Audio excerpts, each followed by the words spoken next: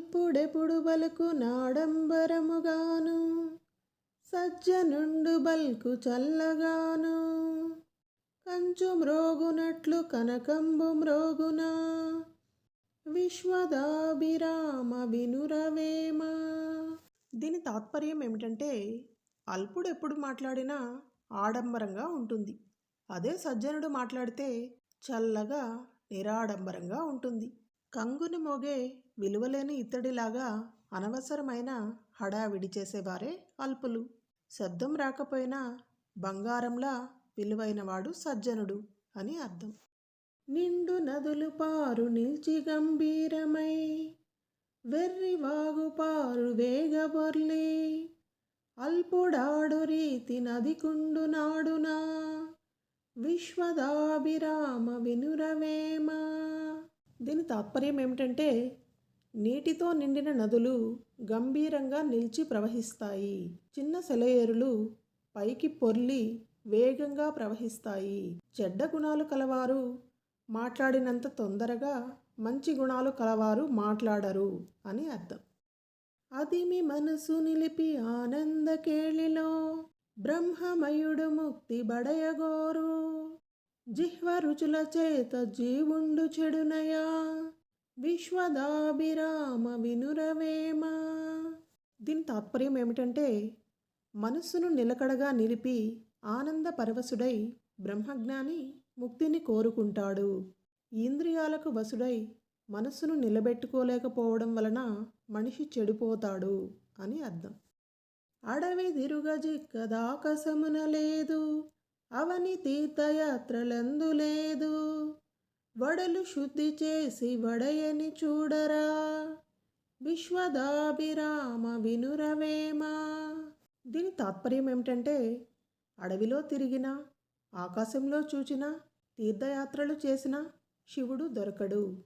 శరీరాన్ని మనసును శుద్ధి చేసి అందులోనే పరమాత్మను చూడాలి అని అర్థం. పూజ కన్న నెంచ బుద్ధి నిదానంబు, మాట కన్న నెంచ మనసు దృఢము, కులము కన్న మిగుల గుణము ప్రధానంబు, విశ్వదాభిరామ వినురవేమ.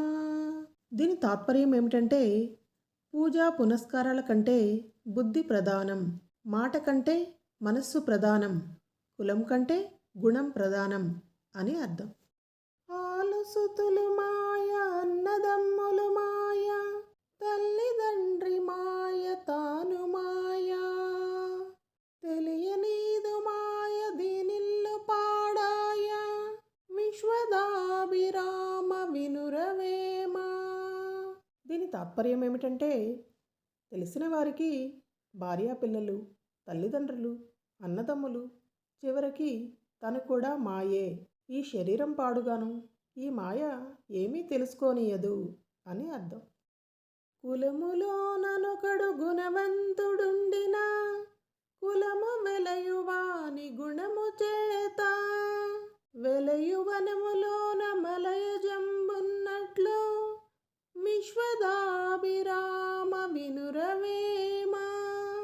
దీని తాత్పర్యం ఏమిటంటే, కులంలో ఒక వ్యక్తి గుణవంతుడున్నట్లయితే ఆ కులమంతా అతని వలన గౌరవాన్ని పొందుతుంది. వనంలో ఒక మంచి గంధపు చెట్టు ఉన్నప్పటికీ ఆ వనమంతా వాసన వెదజల్లుతుంది అని అర్థం.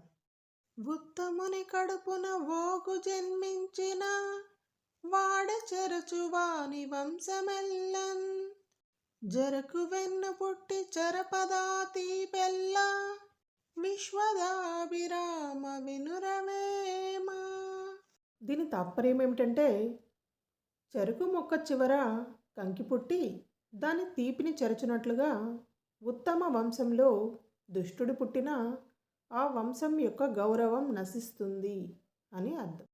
కులములోనొకడు గుణహీనుడుండిన, కులము చెడును వాని గుణము వలన, వెలయు జరకునందు వెన్ను వెడలినట్లు, విశ్వదాభిరామ వినురవేమ.